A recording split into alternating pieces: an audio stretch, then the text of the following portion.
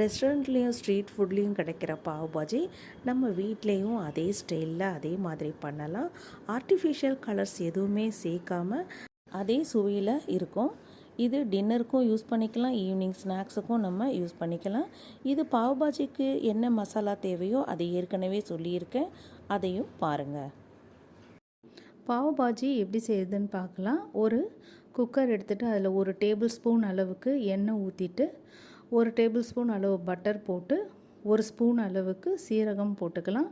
பொடியாக நறுக்குன 2 வெங்காயம் போட்டு கொஞ்சம் வதக்குனதுக்கப்புறம் 1.5 ஸ்பூனுக்கு இஞ்சி பூண்டு பேஸ்ட்டு போட்டு நல்லா வதக்கிக்கலாம். இஞ்சி பூண்டு பேஸ்ட், வெங்காயம் இந்த மாதிரி நல்லா வதங்கினதுக்கப்புறம் நம்ம அரைச்சி வச்ச பாவ் பாஜி மசாலாவை, ஹோம்மேட் மசாலாவை ஒரு 5 ஸ்பூன் போல் போட்டிருக்கேன். 6 ஸ்பூன் அளவுக்கு கூட போட்டுக்கலாம். நறுக்கி வச்ச 2 தக்காளியை போட்டு அது நல்லா வதங்கிறதுக்கு கொஞ்சம் உப்பு போட்டு நல்லா வதக்கிக்கலாம்.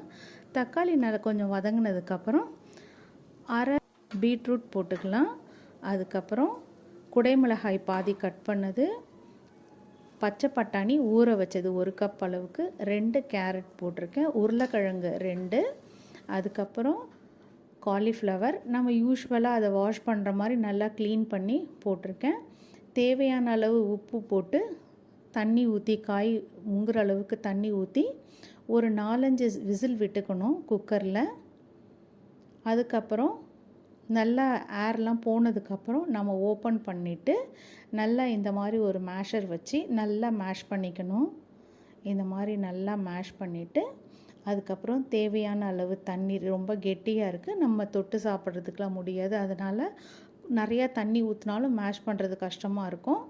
அதனால் வெந்ததுக்கப்புறம் மேஷ் பண்ணிவிட்டு இந்த மாதிரி நல்லா தண்ணி ஊற்றிட்டு நல்லா கொதித்ததுக்கப்புறம் கொஞ்சம் பட்டர் போட்டு மேலே கொத்தமல்லி தூவிக்கலாம். நான் 2 ஸ்பூன் அளவுக்கு பட்டர் போட்டிருக்கேன்.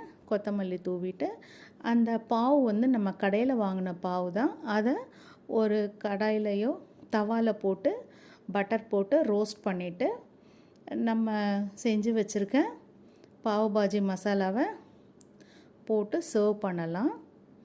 ரொம்ப நல்லாயிருக்கும். வீட்டிலன்னும்போது கொஞ்சம் அதிகமாகவே சாப்பிடுவாங்க குழந்தைங்கள்லாம். Thank you so much for watching. Please subscribe for more videos. Please like and comment.